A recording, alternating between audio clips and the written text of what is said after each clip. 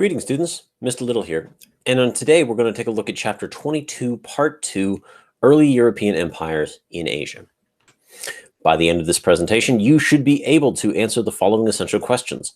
How and why did different European countries seek to build different forms of political and economic control in Asia? And how did peoples across Asia respond to European expansion during this time? So the very first large state in Europe to establish a presence in the Indian Ocean would be the Portuguese. After they rounded the Cape of Good Hope, shortly before the voyages of Columbus, the Portuguese began to send large armadas almost yearly to the Indian Ocean. Some were led by Vasco da Gama, but later others would be led by individuals such as Alfonso de Albuquerque.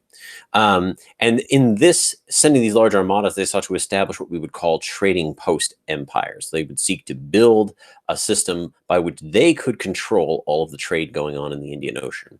And they sort of sought to control this trade through something called the Cartaz. Now, a Cartaz is like a passport. The Portuguese would issue them, and if you didn't have one, and a Portuguese ship caught you sailing anywhere in the Indian Ocean, they theoretically had the power to sink your ship, take your stuff, maybe enslave you or kill you, whatever it may be. And so by using this Cartaz combined with their heavily armed ships called Carracks, which carried huge numbers of cannons. And remember that in the Indian Ocean, a lot of merchants didn't have guns or any kind of defense on their boat because they had not been used to having to defend themselves from really anything historically. And so in this way, the Portuguese sort of sought to redirect all the trade to their strategic posts in places like Goa in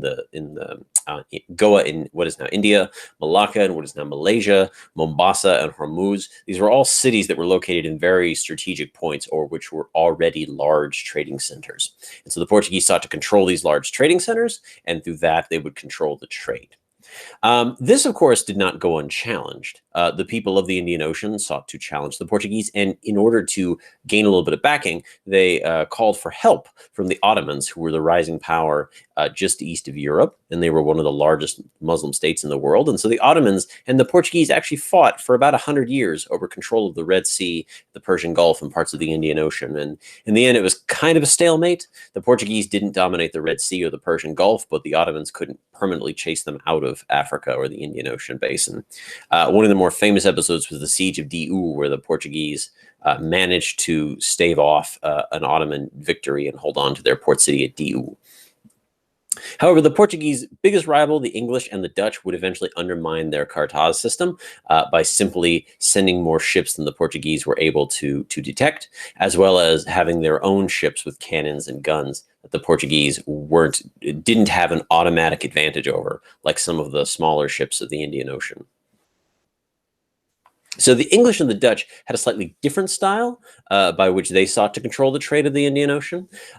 They relied more on private companies than on royal control or royal authority. The famous English East India Company, which would eventually come to rule almost all of what is now India and parts of Pakistan, Bangladesh, and Burma and Sri Lanka. And anyways, you know the one I'm talking about. And then there was the slightly more infamous Dutch East India Company. These are what we call joint stock companies. These are companies that are like private businesses today. They issue stock, you buy stock, you get a share of the stock, you get a share of the profit when a trading ship comes back. And this was really revolutionary. Companies did exist. Companies had existed before this time, but usually they were sponsored by a royal monopoly. They weren't just sort of free to do whatever they wanted to.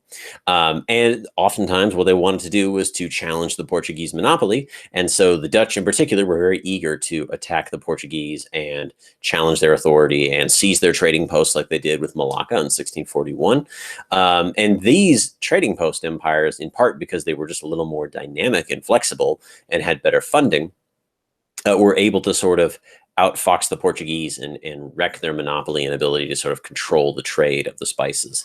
It also didn't help that Portugal fell under foreign domination in the early 1600s. So that definitely didn't help. But these trading companies were definitely a new development in terms of economic history. And so Southeast Asia, which is a little bit east of India. We're talking places like the Philippines, Indonesia, which were referred to as the Spice Islands back then. In Southeast Asia, the Spanish conquered the Philippines. So unlike the Portuguese in the Indian Ocean, who had maybe taken over like strategic cities, the Spanish occupied almost all the Philippine Islands, or attempted to occupy all the Philippine Islands. They did face fierce resistance, in particular from the Muslim population of the eastern and southern Philippine Islands, referred to locally as the Sulu people or the Moro people, who definitely were not thrilled to be ruled by a Catholic monarch that didn't like their religion. And so there was literally up until Philippine independence, first the Spanish and the Americans, these groups were resisted efforts to incorporate them into this world empire. But the Spanish did succeed in founding the city of Manila in 1571. And what that did was it opened up trade between China and Spain, and sort of by extension, Spain's New World colonies. The founding of Manila is sometimes considered to be like the beginning of world trade. The Dutch East India Company made an effort to create trade contacts with the Spice Islands of what is now like eastern Indonesia. This included like the Banda Islands, parts of Java, and a couple of other islands out there where they had these were at the time the only places known to produce nutmeg and clove, which were incredibly valuable in Europe at the time. They were highly prized, and they only grew in a few places, including, for example, the Banda Islands. And so the Dutch East India Company sought to establish a monopoly on the Banda Islands. And initially, they sort of were, they traded and they did some clean dealing with the Banda people, but eventually they sort of got into a lot of disagreements with the Banda people. And this eventually led to something known as the Banda Island massacres, in which the Dutch massacred a good chunk of the Banda Islands populations, relocated the rest, and forcibly removed clove and nutmeg production to other islands in addition to the Banda Islands. But what's really interesting is that, like the Portuguese sought to control Indian Ocean trade via their passport Cartaz system, the Dutch East India Company, despite it being a slightly different form of economic system, a company versus a royal monopoly, it also sought to monopolize the trade. Right, it wanted to be the only company that could sell you clove and nutmeg. It fought with the English East India Company to get them out of the Spice Islands, because it too wanted monopoly. Whether it was a joint stock company or a royal company, monopoly was the name of the game. And unlike in Southeast Asia, in East Asia, where you have the established empires of China, at the time Japan was not unified, but it was still very highly developed culture in the sense that it had a long history and had at one point been politically unified. The Europeans did not have such success conquering places, even if they had wanted to. The Portuguese, for example, bribed a Chinese official to get them a port at Macau, which they would hold on to until 1999, so not that long ago. And in Nagasaki, which is an island in the south of Japan, or it's a city in the south of Japan, the Dutch managed to set up a trading post there. And so in East Asia, that's China, Japan, Korea, Europeans, if they got in at all, were sort of restricted to these outer like settlements where they could do some business, but they weren't allowed to just kind of willy-nilly walk around and do whatever they wanted to. The Ming Dynasty, which ruled China at the time, had really no interest in trade. Trade was, of course, conducted. The Chinese population in Manila was very helpful, and the Chinese population in other parts of Southeast Asia, which we'll talk about later, was very helpful in making trade happen. But the official Ming Dynasty was not thrilled about trade. They did allow trade through something called the Canton system, which basically set a very strict time and place where Europeans could come in and do their business and trade. And they also tried to restrict individuals from leaving China, as well as trading. They call these things haijian, or sea bans, in which they attempted to control their own populations from doing trade. Part of the reason why is because the Ming Dynasty and their successors, the Qing, were very afraid of what might happen if too many new ideas came into China too quickly. It could destabilize things. And the Ming had just overthrown the Yuan Dynasty, the foreign Mongol dynasty, and their priority was to reestablish the Chinese-ness of China, if you will. And so lots of foreign ideas was not something they needed to really bother themselves with.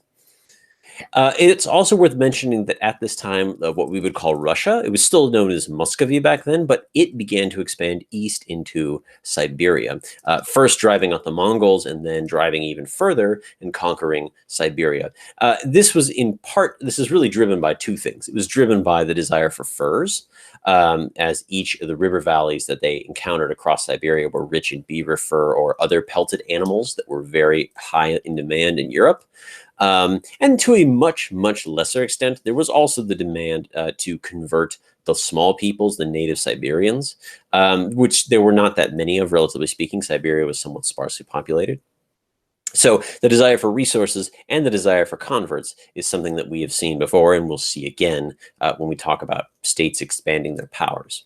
It's also worth noting that in Russia, this expansion was led largely by a group known as the Cossacks. Now, Cossacks are not an ethnic group, but they're a cultural group. They are from what is now the Ukraine, and Ukrainians today take great pride, and the Cossack is a very important symbol in Ukraine. But the Cossacks were a cultural group, not an ethnic group. So you had European Cossacks, you had Turkish Cossacks, you had Muslim Cossacks, Christian Cossacks, you even had a few Jewish Cossacks, Polish Cossacks, Russian Cossacks, but they were a free horse riding people who did not appreciate answering to kings, but they were willing to work for kings for money. And so a lot of the expansion into Siberia was spearheaded by Cossacks, this semi-nomadic group from what is now Ukraine. So you should be able to answer those two essential questions from the beginning of the presentation. Thank you for joining me on this Bite of History, and I'll see you next time.